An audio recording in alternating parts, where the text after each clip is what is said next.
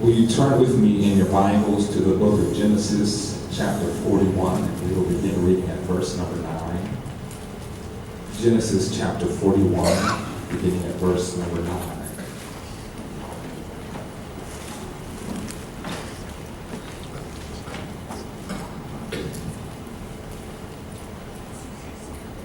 My brothers and sisters, we just want to talk for a moment today about the story of a friend.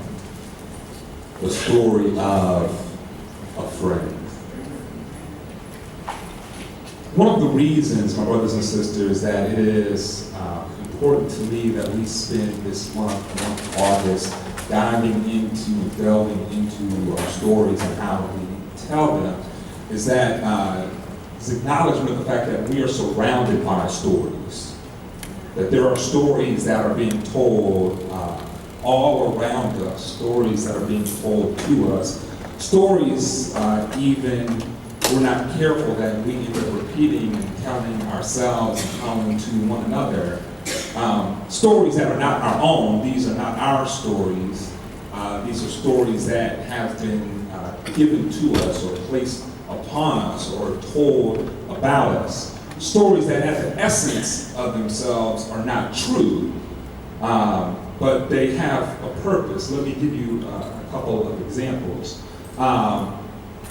So one of the dominating stories in the world of sports during the football offseason has been about a certain wide receiver from the other city in Ohio, from that other team, who is facing a season-long suspension because of marijuana use.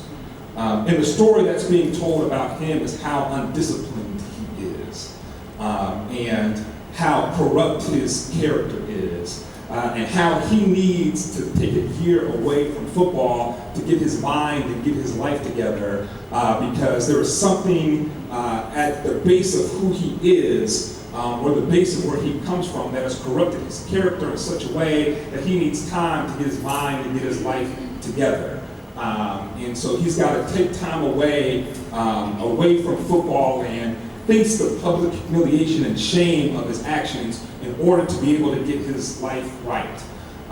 And he's not the first person to face this. We've seen over and over again people in the NFL particularly who have been suspended for marijuana use or marijuana possession.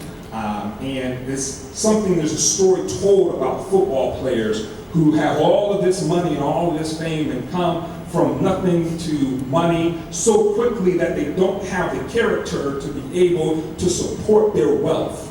And so they make these awful and horrible decisions. And very quietly, at the same time that this happened, there was a golfer. I believe the golfer's name was Dustin Johnson. And Dustin Johnson, unlike most of the players from the NFL, did not come from the wrong side of the tracks. Dustin Johnson did not come from a poor neighborhood. He was not raised in a poor community. As far as we know, Dustin Johnson had both his parents in his life. He was afforded every opportunity money could buy, went to the best schools, got golf lessons at an early age, and golf is not a cheap sport by any means. And so learned how to play golf growing up and had all of the luxuries that come with a privileged lifestyle. And Dustin Johnson, who was set to play for the America's team in the Ryder Cup, will not be playing for the America's team in the Ryder Cup because Dustin Johnson is serving a 6-month suspension for cocaine use. He tested positive for cocaine use. Now, the interesting thing is that the story was leaked that Dustin Johnson was suspended for cocaine use, that Dustin Johnson actually got out in front of people and said that he was taking a 6-month leave for personal reasons, that he wanted to spend time with his family and his fiance, that he wanted to pay attention to the people in his life that mattered most. And it wasn't until somebody found out the true reason and leaked it that Dustin Johnson got faced with this the public scrutiny of his drug suspension. Not only that, but when that story was leaked, it was also leaked that this is not the first time Dustin Johnson was suspended for cocaine use, that he's been suspended before, but that the Professional Golfers Association, the PGA, not wanting to tarnish the image of one of its elite athletes, did not say that he was suspended for drug use, that they say that he hurt himself in a moving accident. And so he was taking time off to recover from the moving accident, my brothers and sisters. And at first, I have to admit, I didn't even pay it any mind. I didn't pay any attention to the difference in the way these stories was handled. It wasn't until a commentator on ESPN pointed this out that it made me realize what was really happening. That golf has had a history of people who've been suspended for drug use because people who spend a lot of free time, the time that they're not playing golf and have a lot of money, need something to do with their time, and often they find partying with cocaine as something to do to fill up that time and empty space in their lives. That this is a common phenomenon, that players are commonly suspended by the PGA, but the PGA never says anything about the suspensions. That they always cover it up, that they're always quiet about it, because they don't want to tell the story of people who have grown up with every conceivable privilege possible, who are making the same decisions as people who grew up poor and now suddenly have become rich. In other words, what happens with the elite golf athletes and happens with pro football players are exactly the same thing, but we talk about the football players publicly and we shame them, and we talk about the moral failures of these individuals and the communities that they come from. We don't talk about the golfers because that's swept under the rug, because if we told both stories, then somehow we would have to tell the stories differently. We could not tell the story about the poor football player who has moral failings and has to learn moral lessons without telling the same story about the golfer. We would have to realize that drug use is not a black or white issue. It's not a poor or rich issue. It is an everybody issue. And then maybe, just maybe, our criminal justice system would be forced to deal with drug offenses a little bit differently once it realizes that we're arresting people for marijuana but sending them to rehab for cocaine. But we don't tell that story. The story is told about the poor black athlete who has moral failings. Because when we tell that story, we hide what's really happening in our country.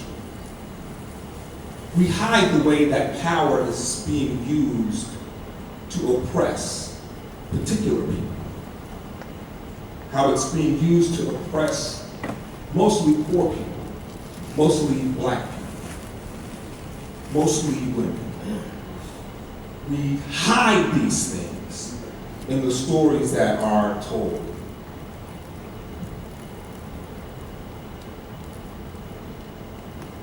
And so, my brothers and sisters, we see this happening in a lot of ways. I remember when I was young, when I was growing up, I grew up in the age when rap music, when hip hop was struggling, fighting to become mainstream.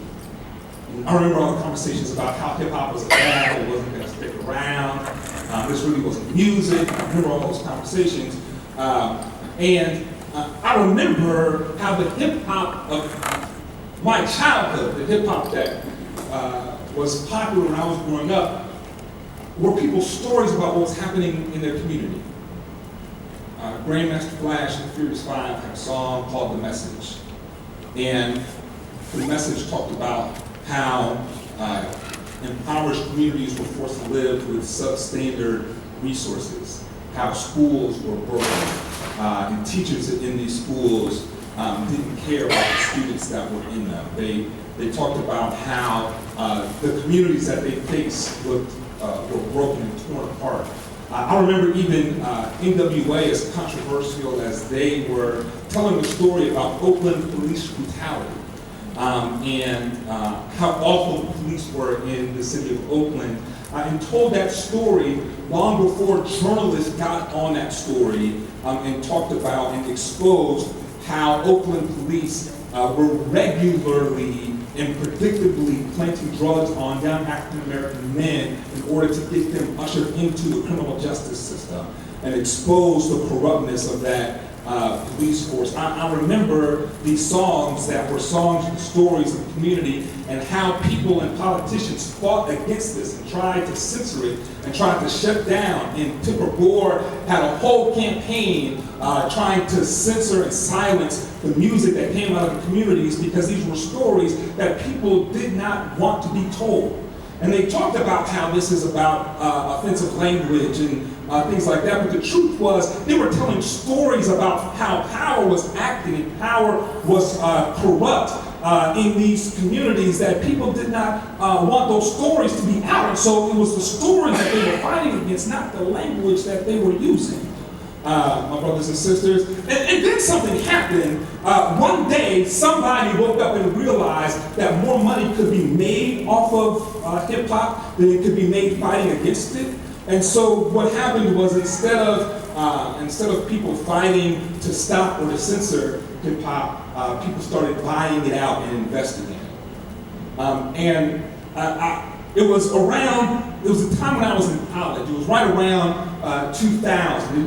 I'm not sure it was exactly that year, but that's the year I remember it the most, when hip hop really changed. And I remember it because I was going out into the clubs then, and there was I was in New Orleans a lot. My family was in New Orleans.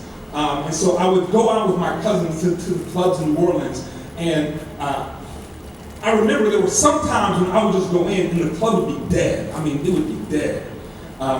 It would be more dead than on an early Sunday morning after people have been out late Saturday night. You'd walk in and it was like, you wouldn't believe you were in a club. I thought I was at a wake. And people were sleeping on the bar, and people were sleeping under the bar, and it would be like 5 people, and 4 of them would be asleep.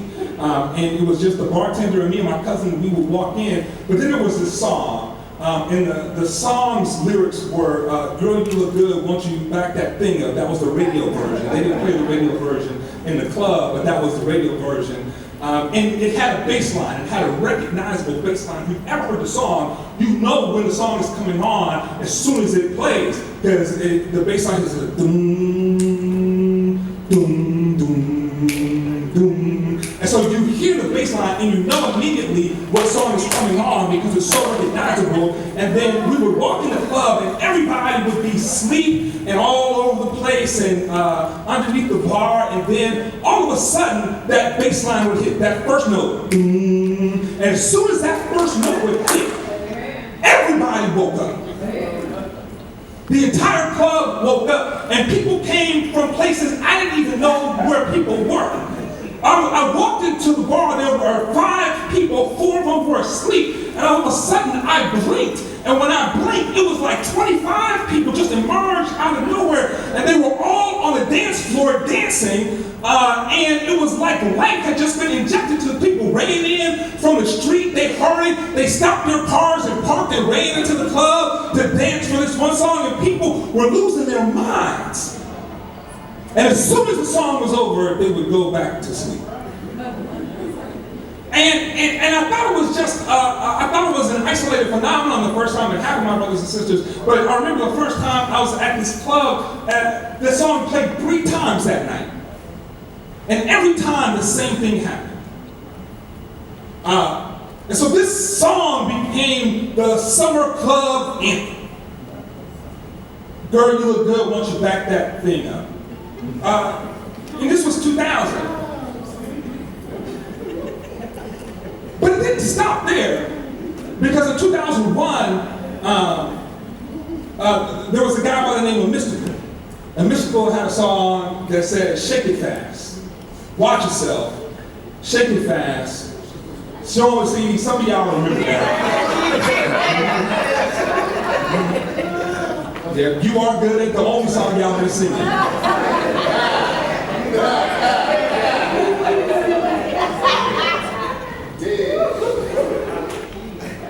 So it wasn't over then. In 2002, I believe it was, there was a movie, Bad Boys 2, that came out, which is exciting for people because Bad Boys was such a great movie with Martin Lawrence and Will Smith. So everybody was excited for Bad Boys 2. And Bad Boys 2 had a song that played over and over again in the movie. It was a song with Nelly and Murphy Lee, and I believe it was P. Diddy who was in the song, or whatever he calls himself now. And the song was Shake Your Tail Feather.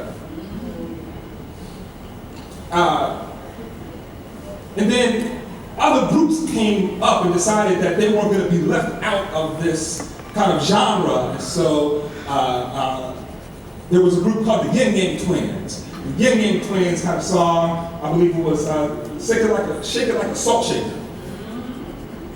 And then even Outkast, and Outkast has been known for putting out socially conscious music. Outkast and Andre 3000 decided to get in on this, and so he had a song, and the refrain was, shake it, shake it, shake it like a Polaroid picture. And year after year after year, these songs came out that said that in order to be cool, in order to be hip, in order to be popular, in order to really express who you are in your culture, the way you did that was to shake your behind.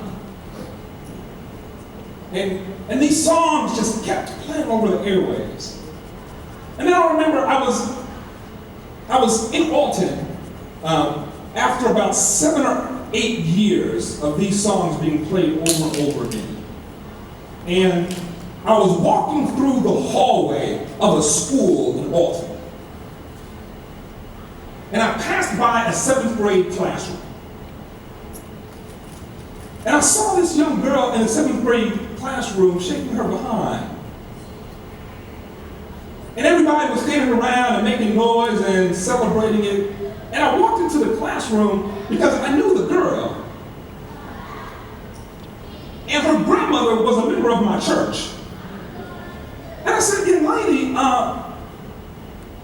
what are you doing? Don't you realize you're in school, you're here to get an education, you are not here to be shaking your behind? What would your grandmother think if she saw this? And she was a little bit embarrassed that I was making a big scene, because if you all know me, I'm not quiet on these things. It was not a personal conversation I had. It was very loud in front of the whole classroom. And so she was embarrassed by the big scene I was making. And was really not understanding why it was such a big deal for me, because for her, this was normal, this was normative. And my brothers and sisters, what I realized was that the stories that she had heard for all of her life was that what it meant to be a young black woman was that you shake your body parts in order to gain the attention of men. And so she was doing what for her was normative for her culture. These were the stories that were being told and repeated. And it was almost as if she didn't recognize that what she was doing was undermining the true value of herself. That she was selling herself completely short. And underemphasizing the true gifts that God had given her. That they weren't in the way that she looked. That the true gifts that God had given her were in her mind, and in her intellect, and in her spirit. That her purpose in life was not to be there for the amusement or to gain the attention of men, but that God gave her a purpose in and of herself. But somehow the stories of the culture around her had blinded her, because, my brothers and sisters, somebody realized that they could make money by taking a vehicle that we had used to tell our stories and to tell a story that they wanted to be told about us. Somebody realized it was easier not to fight hip-hop music, but to buy it out, to purchase it, and then tell people what to sing. Tell people what to record. And so much of what music is today is not the expression of the artist who's writing it, but it's somebody who's sitting above the artist who's writing out the check that the artist is receiving and telling them what they are going to sing in order to earn this check.